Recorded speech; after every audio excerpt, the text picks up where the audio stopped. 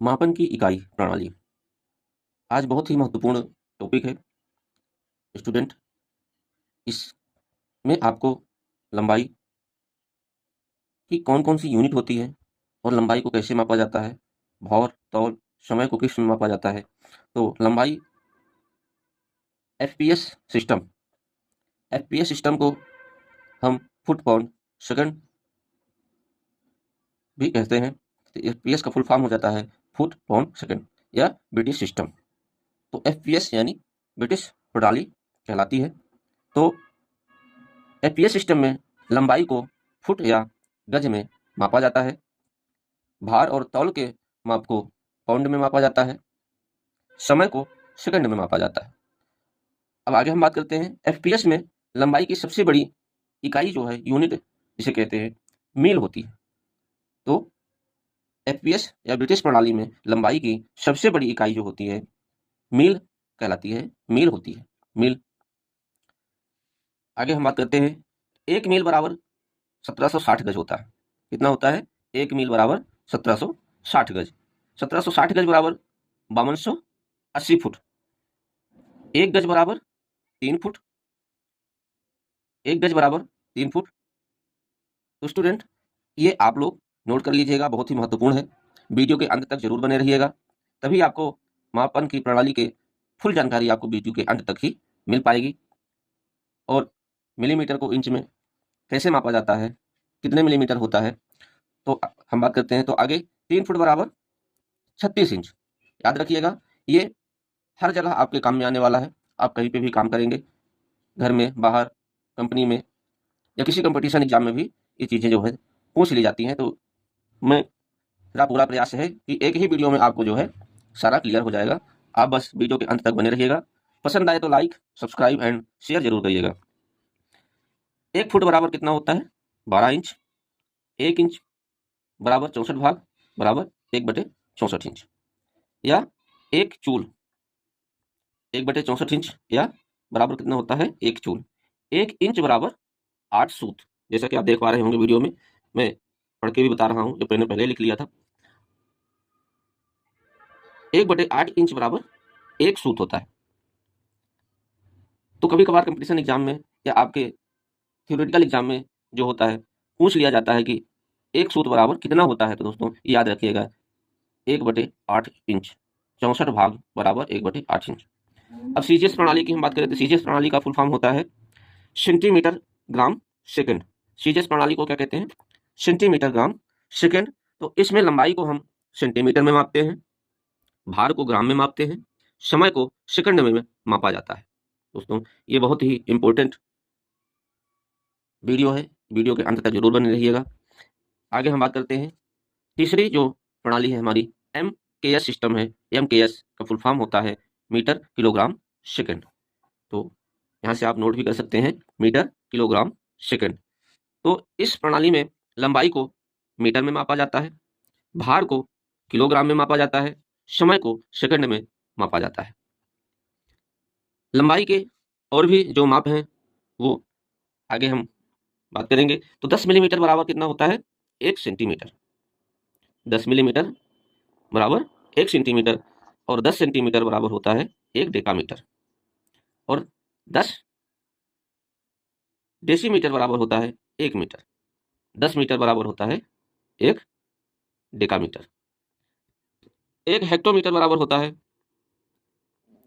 10 hectometre और 10 hectometre बराबर होता है 1 किलोमीटर। आपके समझ में आ गया होगा। आगे हम और भी बात करेंगे relation between system and metric system. तो ब्रिटिश प्रणाली और मीट्रिक प्रणाली में संबंध क्या है, इसके बारे में हम बात करेंगे। तो 1 इंच बराबर हमारा 25.4 मिलीमीटर के बराबर होता है। 1 इंच में कितने मिलीमीटर होते हैं? तो दोस्तों 25.4 मिलीमीटर। 25.4 मिलीमीटर बराबर होता है 2.54 सेंटीमीटर। 2.54 सेंटीमीटर बराबर होता है 0.0254 मीटर। 1 फुट में कितने सेंटीमीटर होता है? तो 1 फुट में 30.4 सेंटीमीटर। 1 मीटर में कितने इंच होते हैं? ये सवाल कई बार पूछा जाता है, इंटरव्यू में भी पूछा जाता है। और आपके कंपटीशन एग्जाम में भी पूछ लिया जाता है और आपके थ्योरेटिकल एग्जाम में भी ITI वगैरह में भी पूछ लिया जाता है। तो 1 मीटर बराबर 3.39.37 इंच होता है। तो 1 मीटर में कितने सेंटीमीटर होते हैं? तो 1 मीटर में 100 सेंटीमीटर होते हैं। और 1 मीटर बराबर कितने इंच होता है? तो 1 मीटर बराबर 39.3 इंच होता है। 100 सेंटीमीटर बराबर 1 मीटर, और 1 मीटर में कितने इंच होते हैं? 39.3 इंच। अब मील की बात करते हैं कि 1 मील में कितने किलोमीटर होता है? तो 1 मील बराबर होता है 1.6093 किलोमीटर, लगभग मान के चले तो 1.5 किलोमीटर। आगे हम बात करते हैं कोण के माप, एंगल मेजरमेंट। एंगल मेजरमेंट, तो कोणों को हम कैसे मापते हैं? कोई ड्राइंग वगैरह बनाते हैं तो कोण को कैसे मापा जाता है, उसके बारे में हम आगे बात करेंगे। तो एक वृत्त बराबर कितना होता है? 360 डिग्री। वृत्त कैसा होता है? ये एक पूरा सर्किल होता है। ये मान के चलिए पूरा सर्किल होता है एक वृत्त। एक वृत्त बराबर 360 डिग्री, इसी का आधा कर देंगे तो कितना होगा? 180 डिग्री। ये पूरा घूम के चलता है तो यहाँ पे पहुंचता है हमारा 300। ये इधर से आएंगे, इधर से तो यहाँ पे आके हमारा पहुंचता है 360 डिग्री। समझ गए होंगे? तो एक वृत्त में कितने समकोण होते हैं? तो एक वृत्त में 4 समकोण बनेंगे। वो 4 समकोण कैसे बनेंगे? अगर हम एक यहाँ से लंब डाल दें तो ये हमारा 90 डिग्री, ये 90 डिग्री, ये 90 डिग्री, देख रहे होंगे, ये हमारा 90 डिग्री के 4 समकोण बनेंगे। एक समकोण बराबर कितना होता है? 90 डिग्री। एक डिग्री में कितने मिनट होते हैं? 60 मिनट। एक डिग्री बराबर 60 मिनट। एक मिनट बराबर कितना होता है? 60 सेकंड। आगे हम डिग्री को इस चिन्ह से व्यक्त करते हैं, मिनट को सिंगल कामा से व्यक्त करते हैं और सेकंड को डबल कामा से या चिन्हों द्वारा प्रकट किया जाता है। आगे हम बात करते हैं तापमान की। Measurement temperature. टेम्परेचर को या तापमान को किस में मापा जाता है? तो तापमान को जो है डिग्री सेंटीग्रेड में मापा जाता है। तो डिग्री सेंटीग्रेड में टेम्परेचर को मापा जाता है। तो वाटर फ्रीजिंग पॉइंट जो होता है 0 डिग्री सेंटीग्रेड होता है, यानी कि पानी का जो क्वथनांक होता है, क्वथनांक वो जिस टेम्परेचर पर वो जम जाता है, पानी का क्वथनांक कहलाता है, तो वो जो होता है 0 डिग्री सेंटीग्रेड होता है। और बॉइलिंग पॉइंट जो होता है पानी का, उबलने लगता है जब पानी गर्म होके, वो होता है 100 डिग्री सेंटीग्रेड। जब पानी गर्म होते होते 100 डिग्री पहुंच जाएगा तो पानी क्या होगा? उबलने लगेगा। टेम्परेचर को फ़ारेनहाइट में भी मापा जाता है। तो फ़ारेनहाइट में वाटर फ्रीजिंग पॉइंट कितना होता है? बात करते हैं फ़ारेनहाइट में 32 डिग्री फ़ारेनहाइट में जो होता है फ्रीजिंग पॉइंट होता है।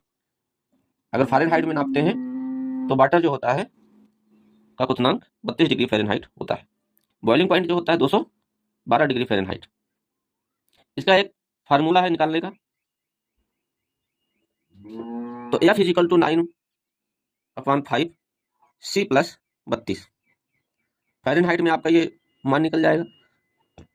सेंटीग्रेड में निकालना है तो 5/9 अंडर ब्रैकेट 5 F - 32 चल देंगे। तो ये हमारा जो है फार्मूला है। फार्मूला आप लोग नोट कर लेना अच्छे से। और आगे हम बात करेंगे केल्विन।